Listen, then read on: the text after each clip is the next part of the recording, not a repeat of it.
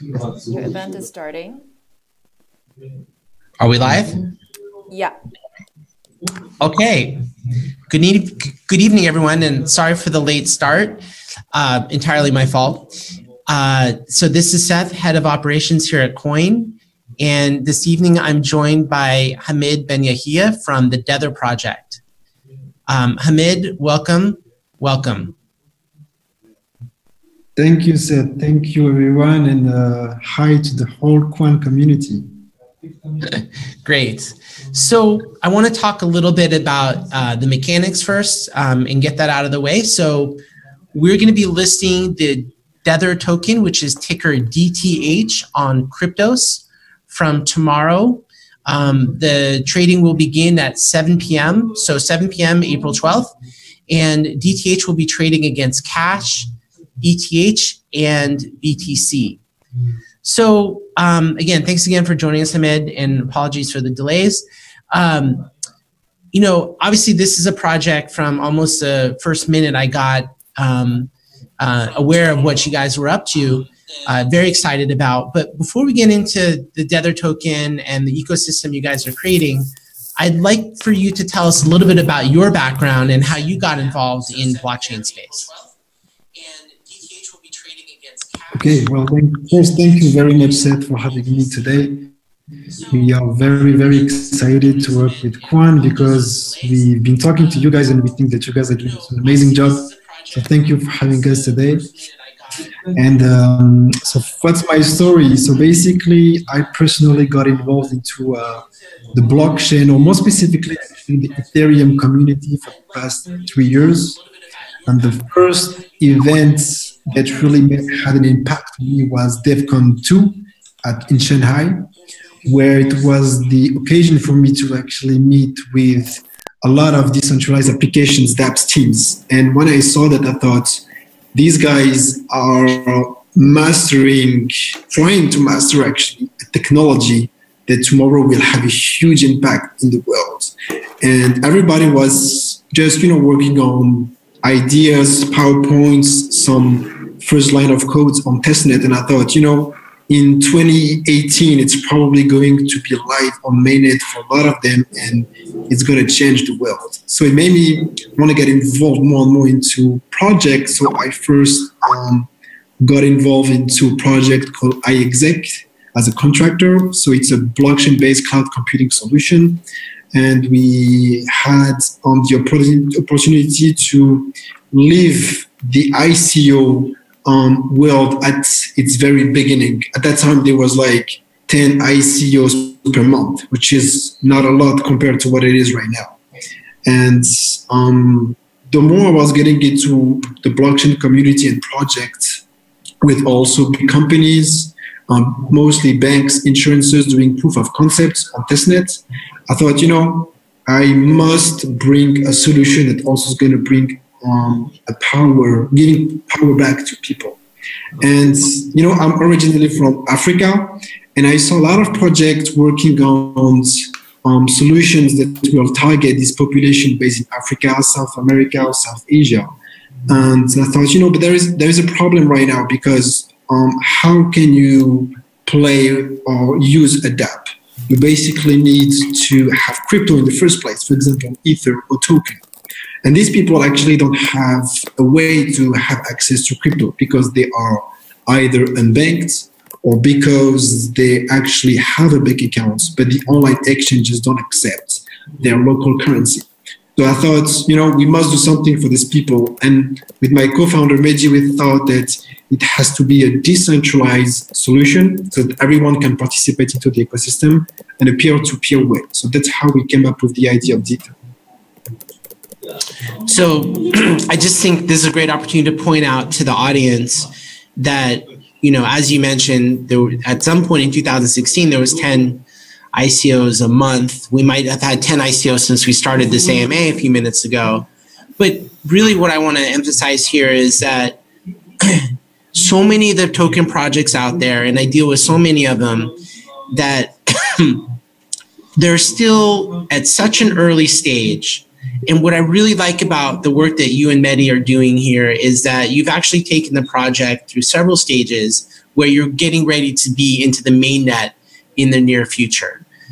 So that is something that we think is important, that you're really trying to create a product that in an ecosystem that will actually be out there in the people's hands and basically serving the cryptocurrency economy, bringing crypto to the mainstream, which I think is a really important goal. And that's why I'm so happy that we've partnered with you to go listing on our exchange from tomorrow.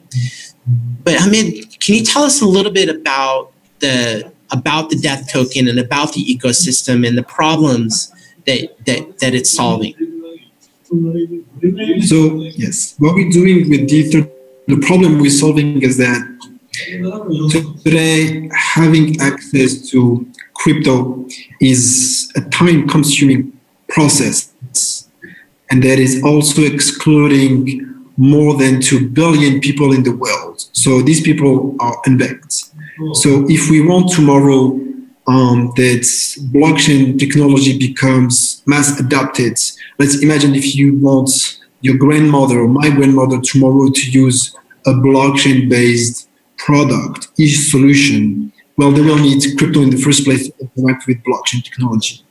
And if in the first place they are excluded from that, it's just impossible that tomorrow blockchain will become mass adopted. So what we do with Dether is to build an ecosystem of crypto buyers and sellers willing to buy and sell any fiat currency for any cryptocurrency. And how do we do that?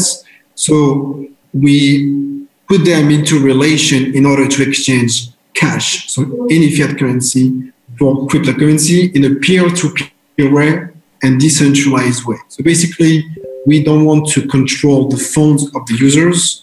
We don't want to read the conversations because we think it is their right to have power over that. So the first solution that we built on top of this protocol, the Dether protocol, is a mobile app where you can actually have access to your wallet. So it's a regular wallet, but you can either buy crypto from people that are located around you, or you can become a seller. You fund your wallet with crypto, you register yourself on the Dether map, because it's a map basically, and people can get in touch with you in order to exchange in a peer-to-peer way any crypto for any fiat currency. Right. And is there also another application here? And by the way, I've installed the Dether app on my iPhone. Is there another application here where people can get visibility on shops or merchants that are accepting crypto as a payment mechanism?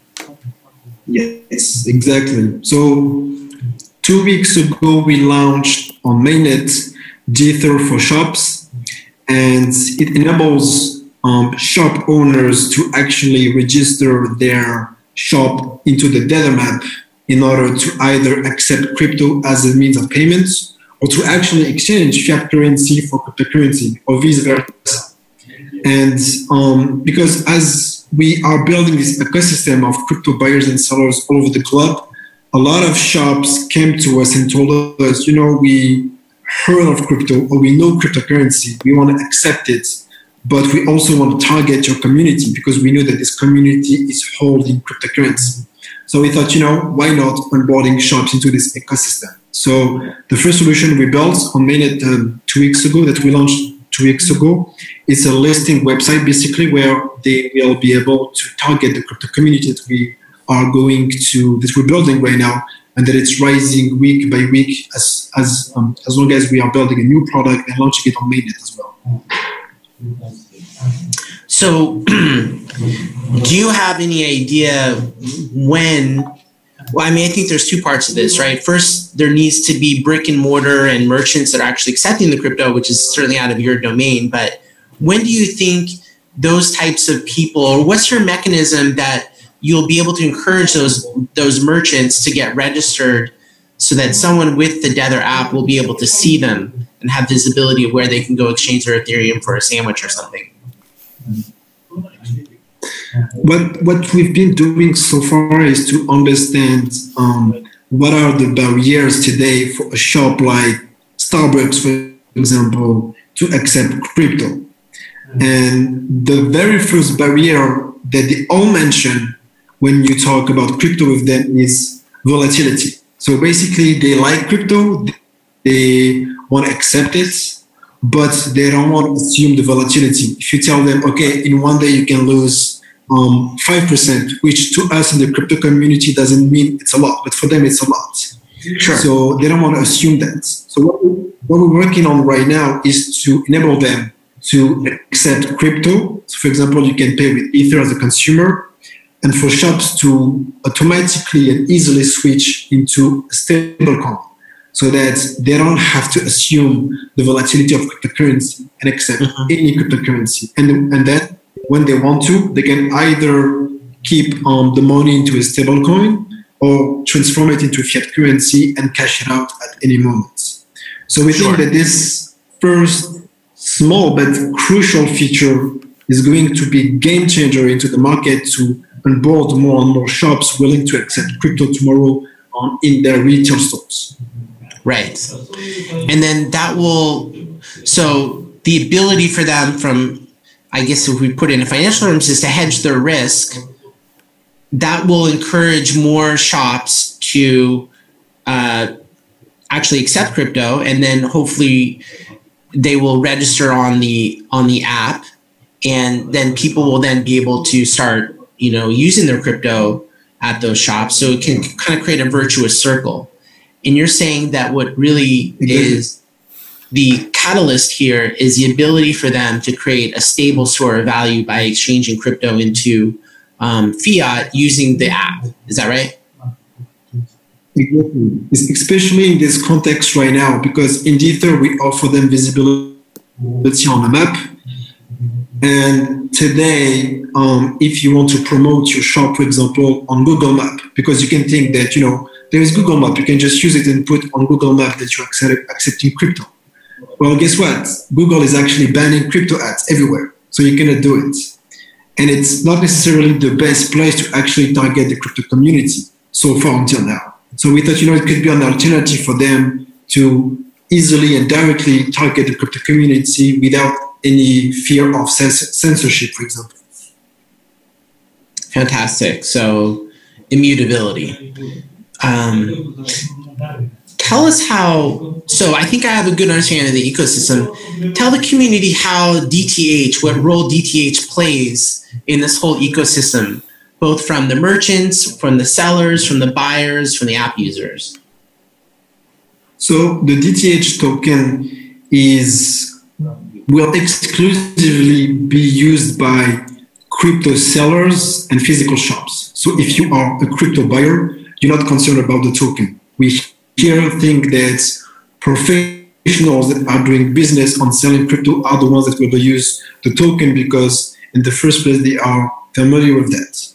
And what's the use of the token? So basically it's like a license. Today in the real world, let's say if you want to operate as a taxi driver, you usually need to buy a taxi license, and then you can sell it to anyone whenever you want to. Well, we do exactly the same thing.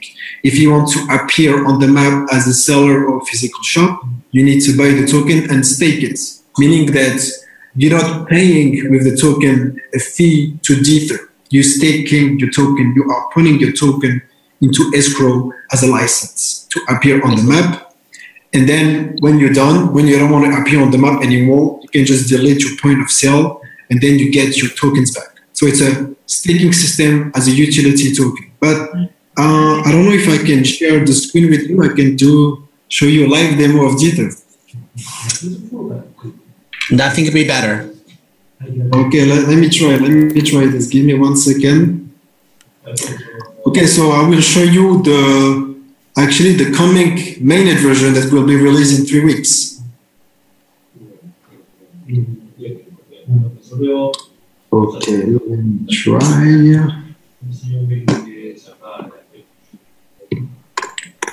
I will be broadcasting my cell phone so you can see the mobile app. Great.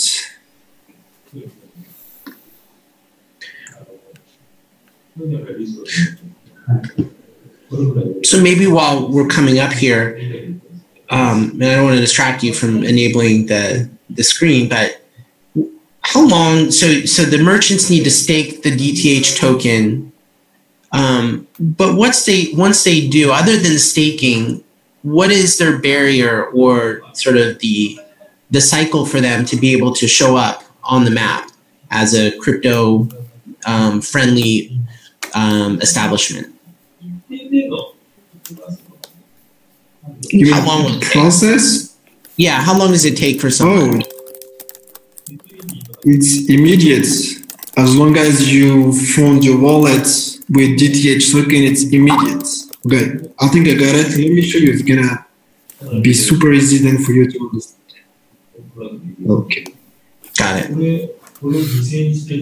All right. Can you see my screen? Yes.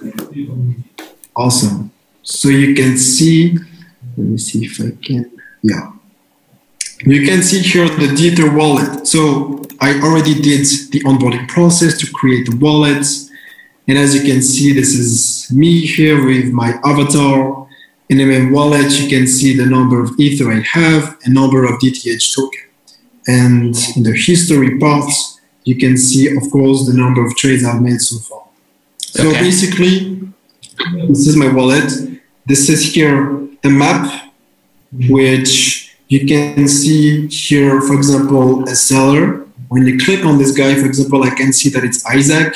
He's selling 400 equivalent of 406 USD in Ether, and he's taking a fee of 10%. And if I want to talk to him, I can just click on contact, and we're going to chat about making a deal.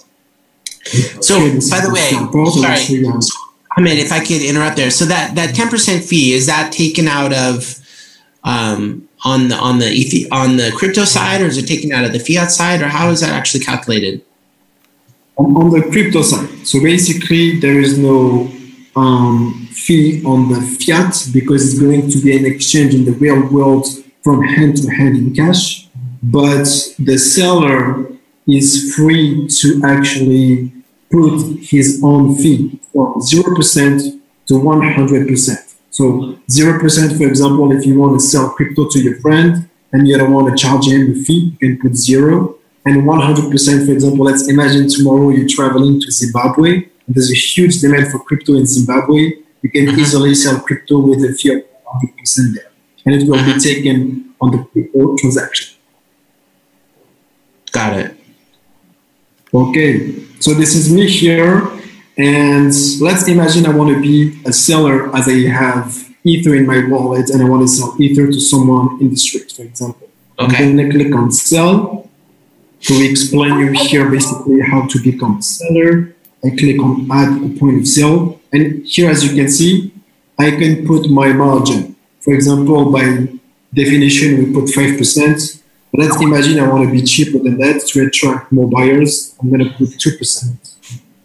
And I want to sell 0.1 Ether, for example. And I will put my Telegram username. So basically for now, we use Telegram so that you can chat with potential buyers. And this is my location. I am now in Gibraltar, for example, and I can create my point of sale. And here it asks for my password. Why? Because the private key is actually located in my device, meaning that I am the only one that can actually have access to my funds that you saw in my wallet, and that can actually add a point of sale into the smart contract or delete it from the smart contract.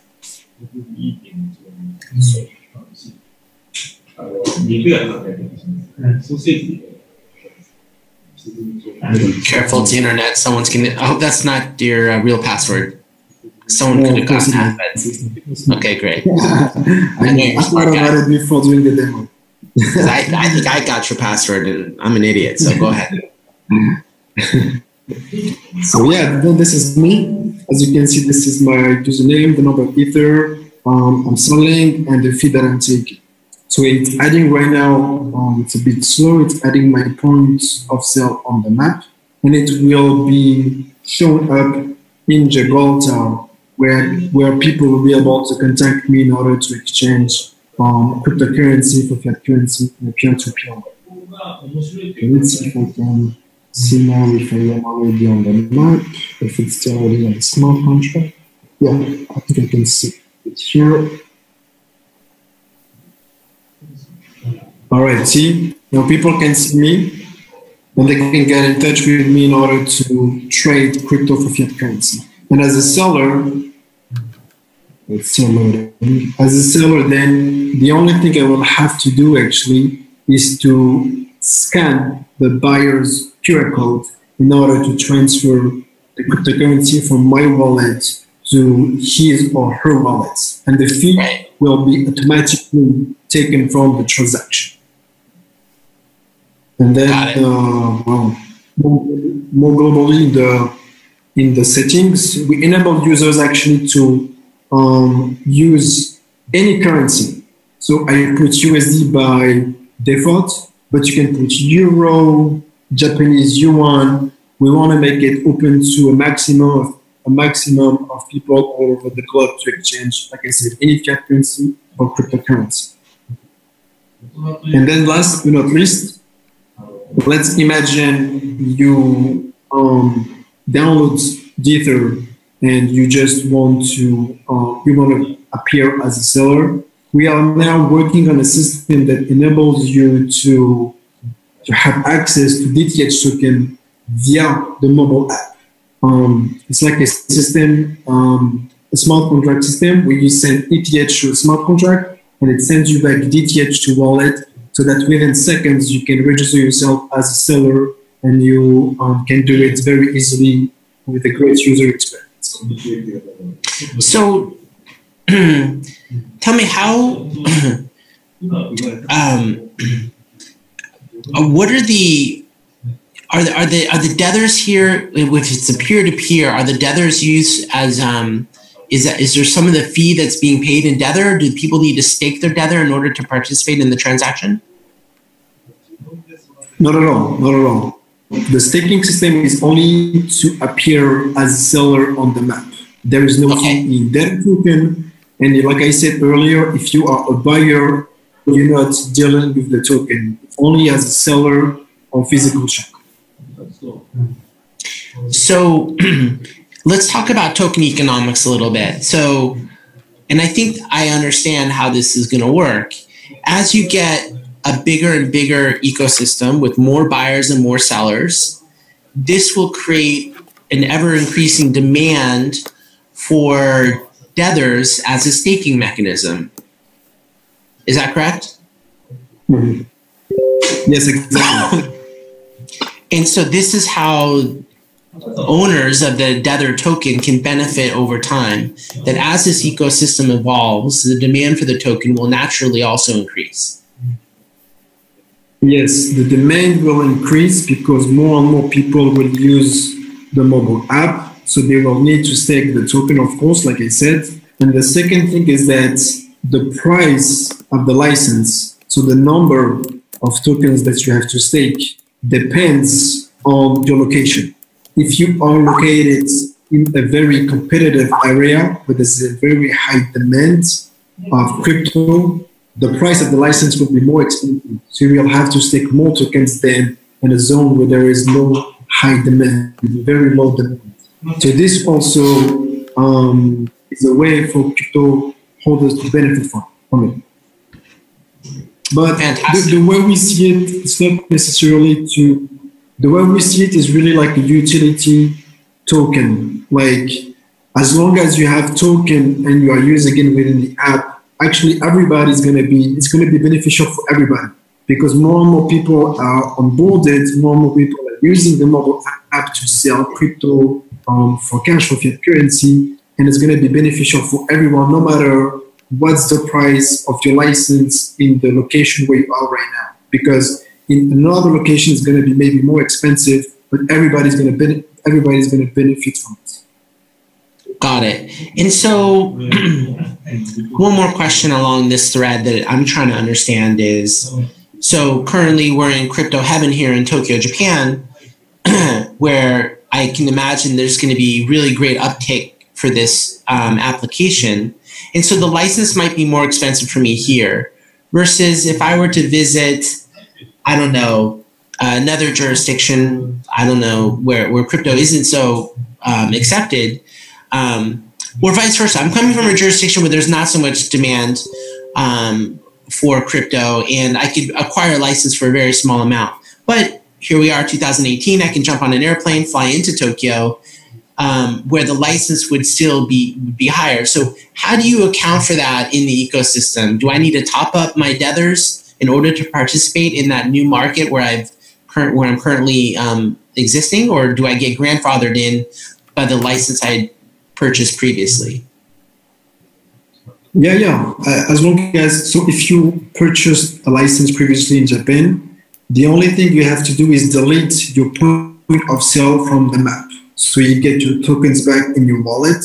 And then when you travel, for example, to the US or Gibraltar, when you come there, you can just use the tokens that you already have in your wallet to create another point of sale. And as it's cheaper, it's going to cost you less tokens than what it was in Japan. I see. Got it. Okay, so this wouldn't be a real AMA with QUOINE if we didn't talk a little bit about the technical aspects of the implementation. So let's talk about scalability and, these transactions that are happening between the two counterparts, either the merchant or two individuals peer-to-peer.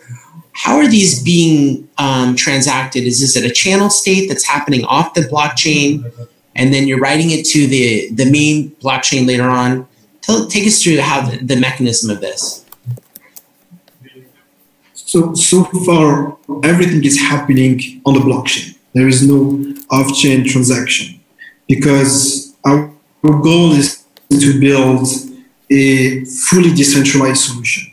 So we don't want to have like a backend or get out of the chain to do a transaction. It's, I think, risky for now. There's some risk, higher risk, let's say, in terms of security if you do that. And also, it doesn't really make sense regarding the philosophy that we have when we say that we give power back to people.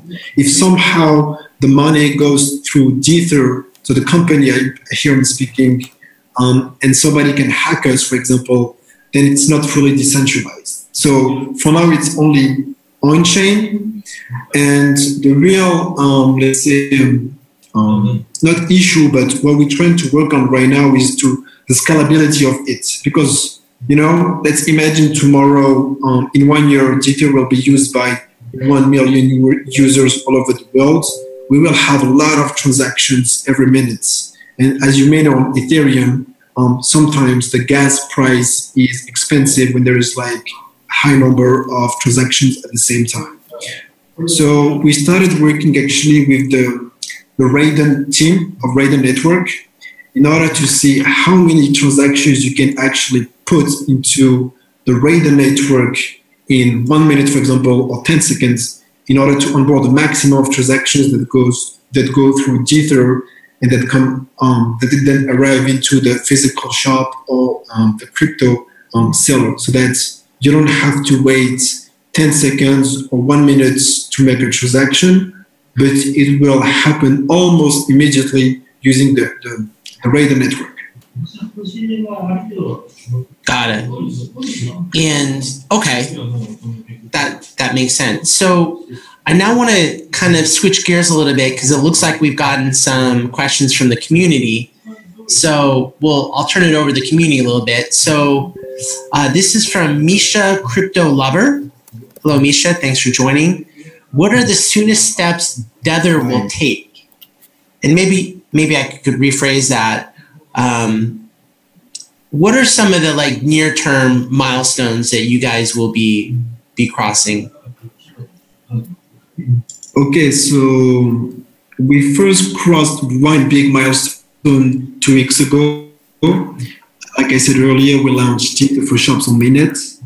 There is another milestone this week. We're launching the personal app that I showed you on testnet to our community for 1 week, only 1 week, so that they can actually try it and tell us what they think about it and see if we found any bug, we think it's good to send it to them before we go mainnet. And in 3 weeks, so at the end of the month, we will launch it on mainnet so that everyone in the world can actually use the Dether wallet. Great. And I had, so a few weeks ago, you kindly helped me to get the app installed on my phone. Is there a pathway, though, where I guess I'm on an iPhone, but do you have plans to offer the application via the iTunes store? I think, and do you already have an application on the Google Play Store for Android? No, we started with a progressive web app. So you need to go on Dether.io to install it. We chose to do that for two specific reasons, let's say. Like I said at the beginning of this AMA, at Dether, we think that blockchain technology enables people to have power back over their rights and data and votes, etc. And unfortunately, today, sometimes companies like Apple censor some applications for X or Y reason, especially right now into the crypto space. So we thought that, we think we have a great idea and we had execution in mind. And we thought, let's imagine we spent 1 year to develop a native app and suddenly we are blocked from the Android store and the Apple store. What's going to happen? Is it going to take us another 1 year to actually build a progressive web app? So probably. So we thought, we're going to do backwards. We're going to start with the progressive web app and see if it's adopted. And so far it's been going great because you can easily install it and use it. And once people start using it this way without any censorship, then we will focus on native apps. So we started, of course, developing the same version on the Apple Store and Google Play Store. But we thought, it's wiser to start the other one. Gotcha. And I hear you about democratization and decentralization, so I get it. So next question we have from Adela Buznova. She's writing here, I think it's a she, when new logo? I will rephrase that to, when will you have a new logo? And they're looking for introductions for other team members that are back in the project. Yes, so we have a new logo. We are now polishing it, let's say, and it's going to be the main logo of the Dether brand. And from this logo, we will have declinations, one for the personal app that I showed you, one for Dether for shops, and one for the protocol that we're building. So hopefully, we will show it to the community by the end of the month.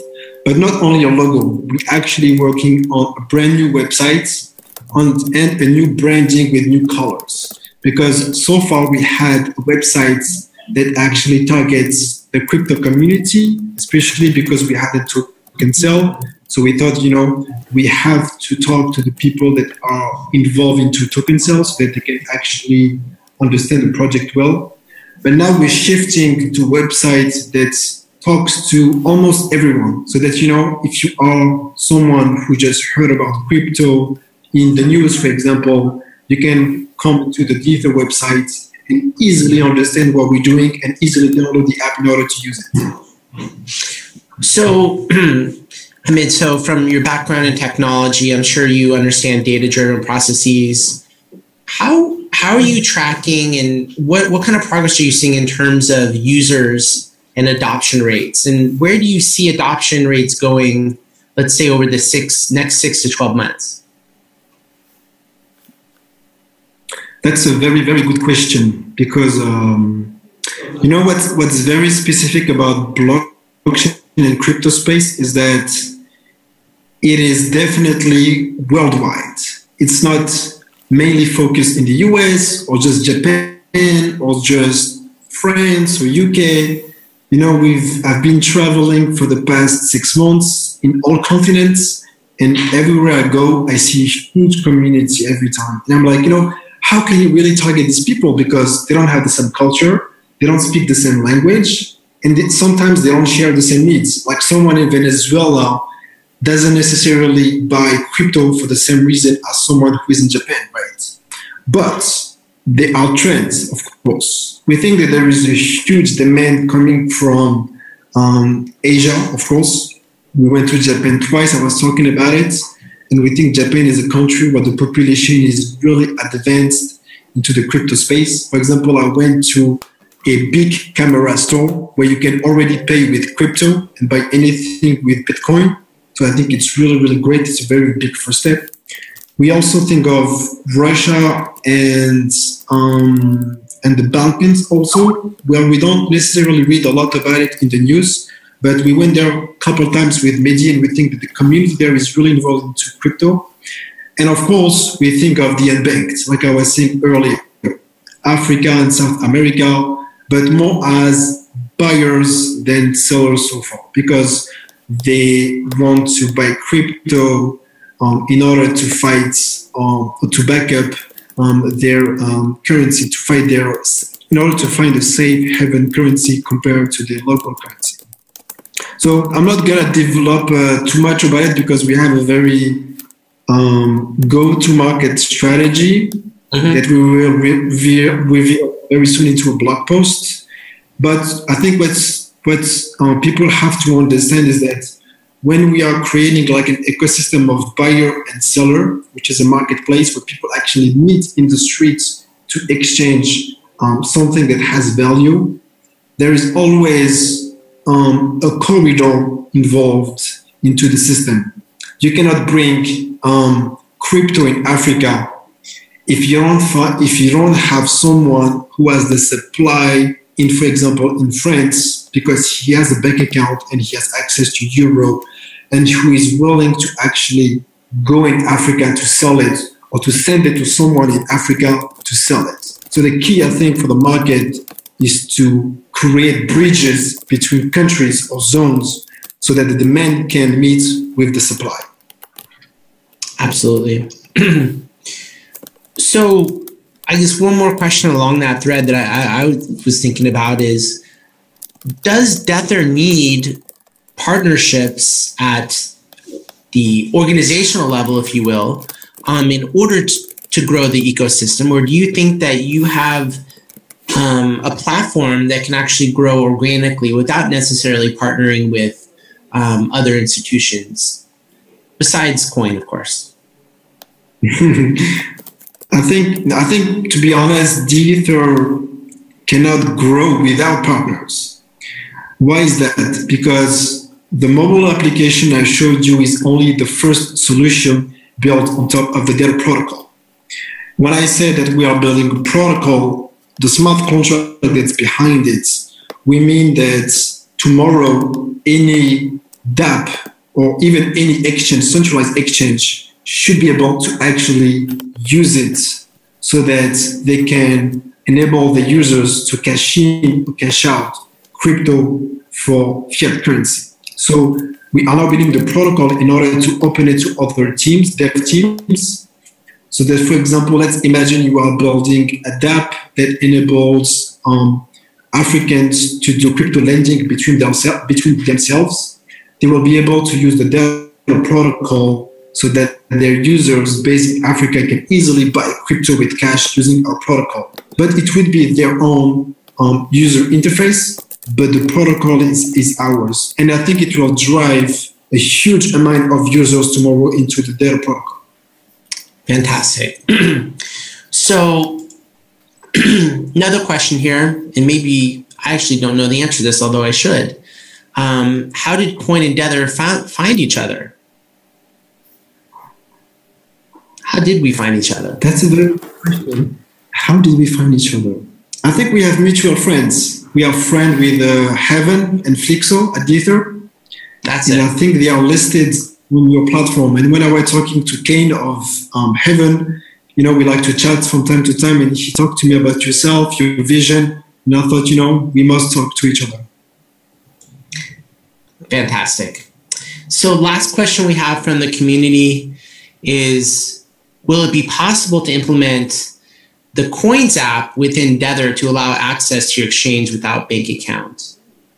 Well, I mean, I think we can talk about this a little bit. So obviously that's a great application is connecting the application to a live exchange such as QUOINEs, where we have, deep pools of liquidity and tight bid offer spreads, and trading against multiple different stores of value, fiat, crypto, etc. So what about that, Hamid? Is that something in your roadmap where you see connectivity from the app to large centralized exchanges as part of your roadmap? The answer is yes. Because, we are solving a problem with Dether, and it doesn't mean that we don't like centralized exchanges. We think that we need centralized exchanges, but we see them as a different solution. If you have, like I said, if you are unbanked, you can use a centralized exchange. I mean, sometimes it's really convenient. You just do a bank transfer and you get the crypto back very easily. But to us, it's another standard. With Dether, we're building another standard where we'll deal with peer-to-peer and cash system. So it doesn't mean that tomorrow we won't list an exchange token in Dether, because if people tomorrow if tomorrow QUOINE is the most used centralized exchange in the world because people love it, and I hope so, why not give the power to people to easily buy the token via Dether? I mean, to us, it makes sense. It's all about the user. If they want something because it makes sense, because they love it, because they want to use it, then we should enable that. We should not just be categorical about something. Makes total sense. Hamid, I want to thank you very much for joining us, telling us the story of the Dether ecosystem and DTH token. Again, that'll be trading from tomorrow on Cryptos. And just to recap for everyone, some of the wonderful things that are happening, we have a functioning beta product. We're going to mainnet within 3 weeks. We have an app that you can actually download and use on your phone today. So a lot of great things happening. Hamid, thank you so much for coming, and we're looking forward to hearing more about the project. Thank you very much, and see you soon, everyone. Thank you. Bye-bye.